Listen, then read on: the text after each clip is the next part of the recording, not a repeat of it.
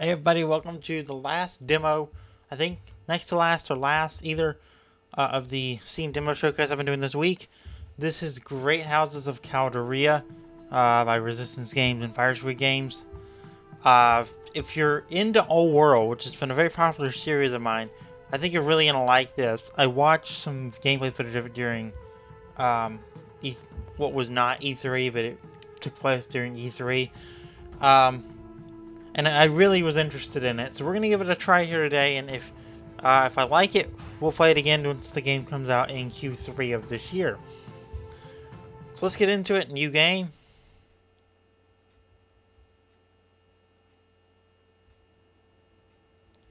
Calderia. Let me give you a brief introduction how the life here is. During this demonstration, you'll have a year to spend with us. Then I'll have other matters to attend to and cannot let you continue on our advisory council anymore.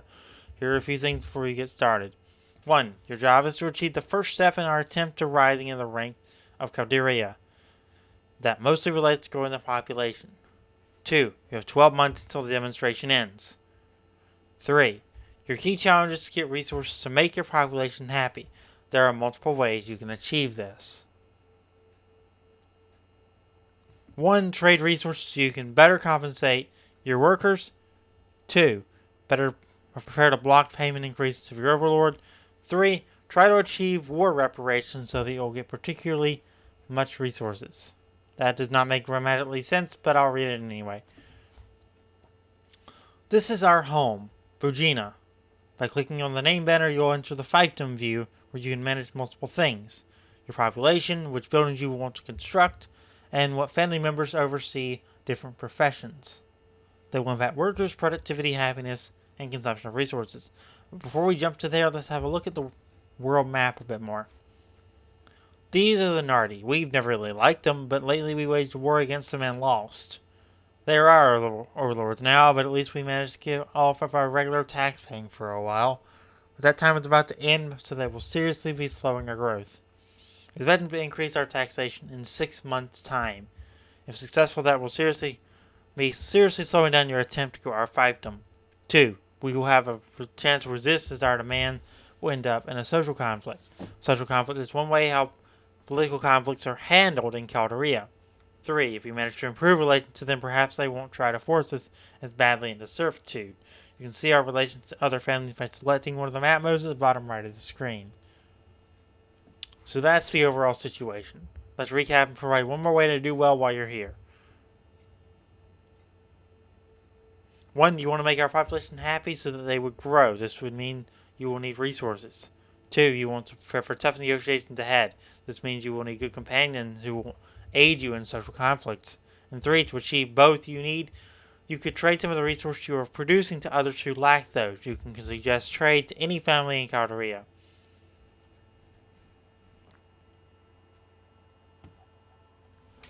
So there's our game map. Lots of countesses and duchesses and duchies and courts and barons.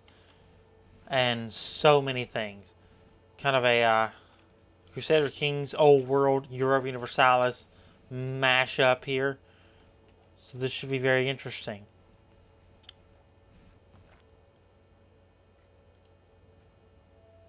So there's our family. So Strastro, Hiram, Odelinda, Valero, and Aina.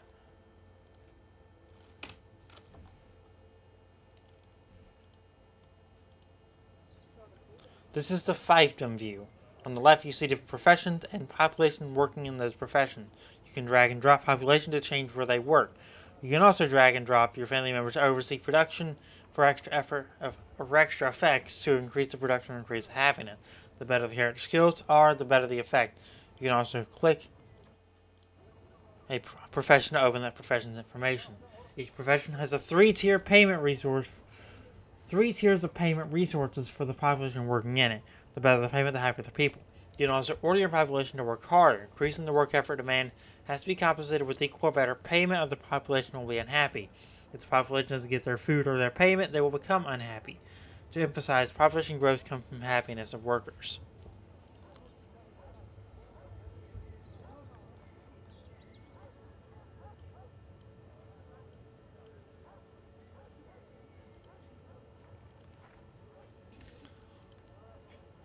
Building requirements not met. That's time controls. So we have an idle character, Aina Bayona.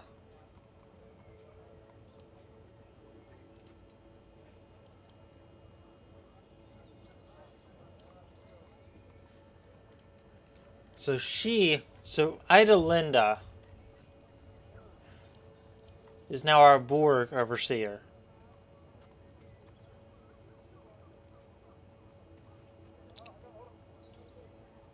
Builders, we're gonna put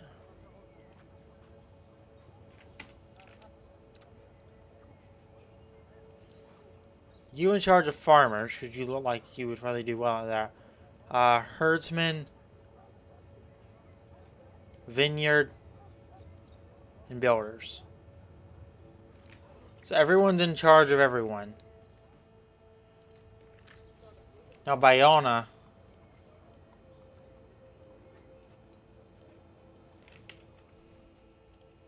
I'm confusing myself already.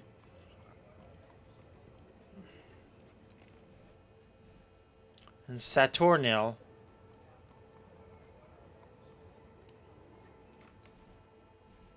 So everyone is doing everything that they can now.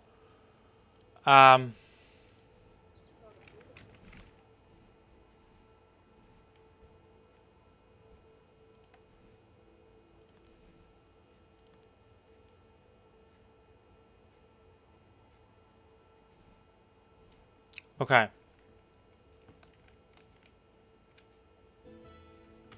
New event, Overseer. Aina Bayona. Aina Bayona, that's how you say it. I'm an idiot. Feels all the responsibilities of an overseer aren't just worth it. She has to spend so much of her limited time and life on things that the workers and their supervisor can handle by themselves just fine.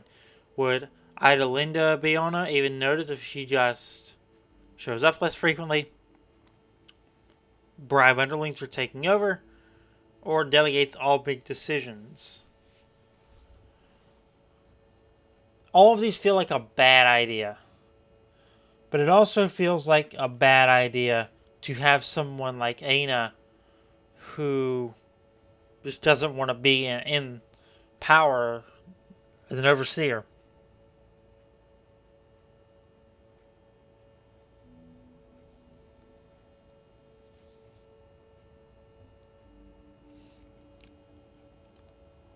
Easing her workload, Aina Bayona enjoys significantly shorter days in the building. Everybody seems to win. Workers are happy, Idalinda is happy, and the output is almost what it used to be. Almost is the key word there.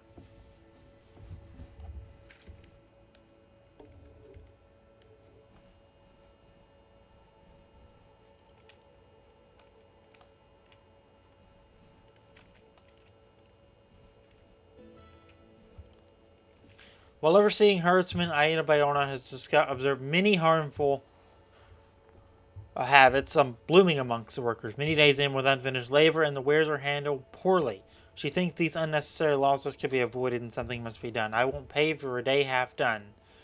To maximize productivity, Aina reorganizes herdsmen in a new way. This mostly pays off by increased productivity, but some workers have a hard time adapting in the new system, making them discontent. Some job rotation level stuff there. Doing that way back in the 1300s.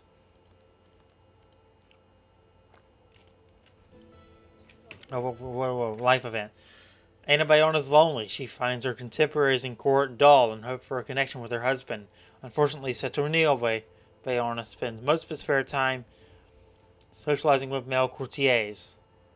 He is always busy hunting, exercising, or philosophizing. Aina understands that marriage doesn't obligate Saturnio to show affection or spend time with her. Only option is to become interesting enough for him. Aina considers different options to attract his attention. Try to ballad. Respect towards Aina for 5. A few grammatical errors in this. English grammatical errors. I know these people are English, so I can forgive them. English is probably not their first language. But it's something I'm noticing. Some spacing errors, which I'm confident will be fixed in time for the full game coming out later in the summer.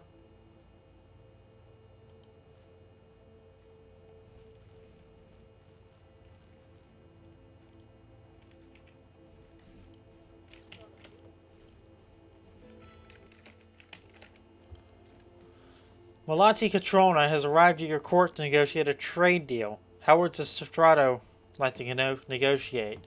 So they want us to sell them 500 basically food for $399, and they want to buy. Well, they want us to buy from them for more. I mean, we're profiting out. We're not profiting. We're hemorrhaging if we take this deal.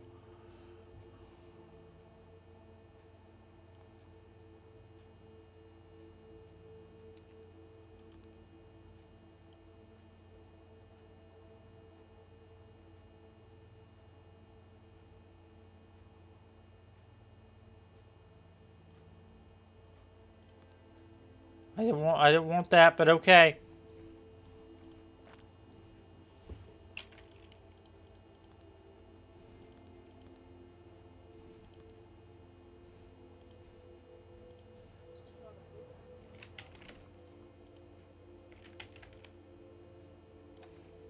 Can I like drag them onto the map or something? Here comes Pagina again.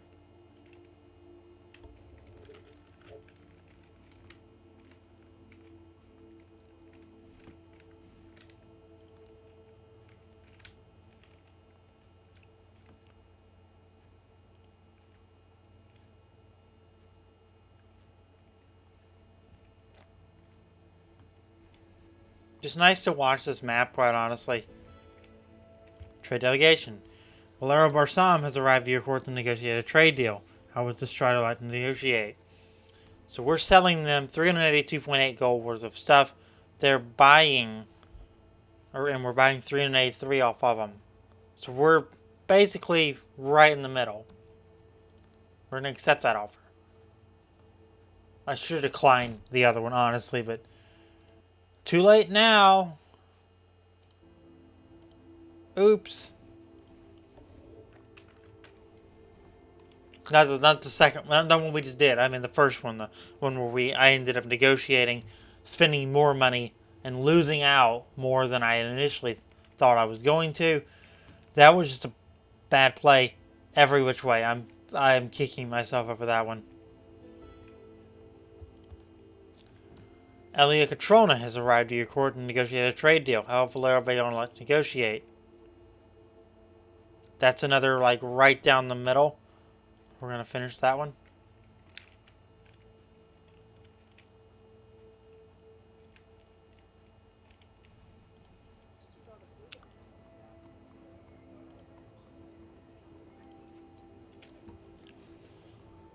So we need to like... How are we losing out on grapes? What? 1.1 grapes per day. So we're producing 1, but we're consuming 1.4. So we gotta get more workers in here somehow. Turn that up to brisk.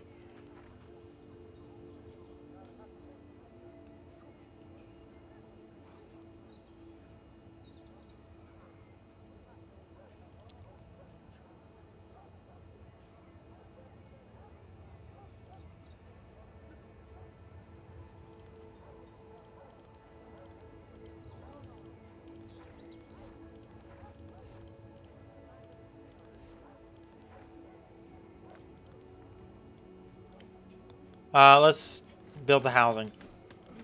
This ain't 93 days.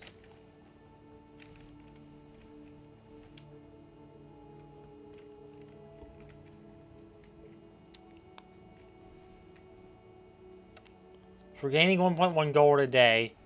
This is nice to watch. Seems like I may be wrong. If someone else has played, you can tell me. It feels like we don't really have to move as much in this game compared to other games. We can kind of watch the map as it plays out, which I kind of like. But for now, I'm going to end this video here. So there's plenty more demos I want to show. I got one more, Alaskan Truck Sim, that I got to do. So I'm going to go and wrap it up here. If you enjoyed, like, subscribe, favorite, turn notification, and I'll see you next time.